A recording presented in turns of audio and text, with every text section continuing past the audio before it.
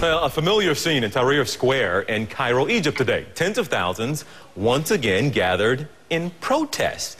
They want the interim government to put reforms in place now. And the protesters vowed to remain in the square until their demands are met. Our Fred Pleitgen is live in Cairo for us for today's Globe Trekking. Fred, we have seen these protests before. We have seen vocal and violent before in that square. But so far, just vocal?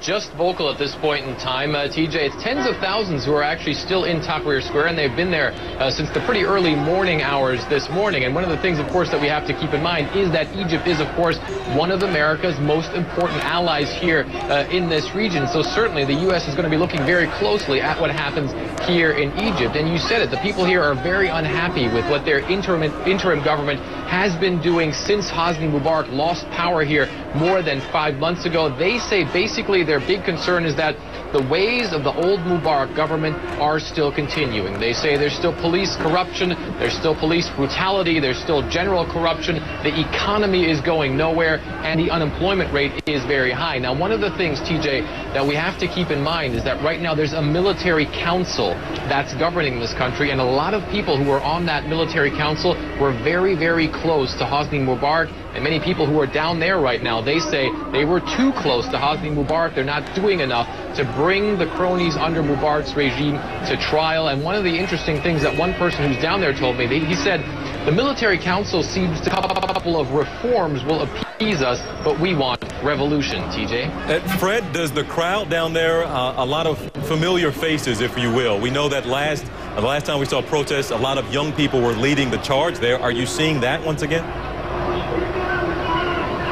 Yes, absolutely. It's still a lot of young people who are leading the charge. A lot of these protests still being organized via Facebook and Twitter. The groups are essentially the same, and that's what's giving this a lot of momentum, as well as allowing these people to organize it as well. So yes, it is still essentially a lot of the same people who are doing it. It's not quite the numbers that you would have seen before. Of course, a lot of people here in this country have also gone into something that you might call revolution fatigue, where they say they've had enough of these demonstrations and want to try to carry on and rebuild. But a lot of these people say, now that we're through with this revolution, and especially in light of the fact that a lot of people were killed in that process, in the revolution 5 months ago, we have to see these things through. We have to have all of our demands met, and that's why they're out there right now, and that's why they vow to stay out there for as long as it takes, TJ. And one last thing to you, Fred.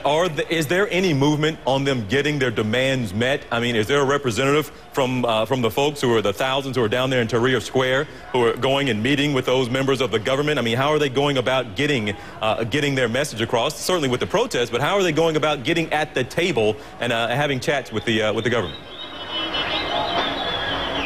That's a very good question, and certainly one that a lot of people here are asking as well. And what you'll see before protests like this one, large protests, are announced, is that the military council that governs this country currently, they'll make some concessions. Like, for instance, before this very big protest, they said, yes, we'll put some people who are part of Mubarak's old regime, we'll put them on trial very quickly. A fund for the people who were killed in the uprisings. They try to make little concessions. However, the people here say that's not enough. They say that they want more. They want the military council to put through more reforms than that. There are meetings that happen very frequently, actually, but still the people say they're not quite getting through to the military leadership. They want elections as fast as possible, and they want deep reforms implemented as fast as possible. And that's a point they feel so far they've not been able to get through in their face-to-face meetings with the people who are currently running this country. So now they're taking to the street once again. All right, Frederick Pleitgen, appreciate you as always once again in Cairo. Thank you so much. Well, as we're about 13 minutes at the top of the hour now.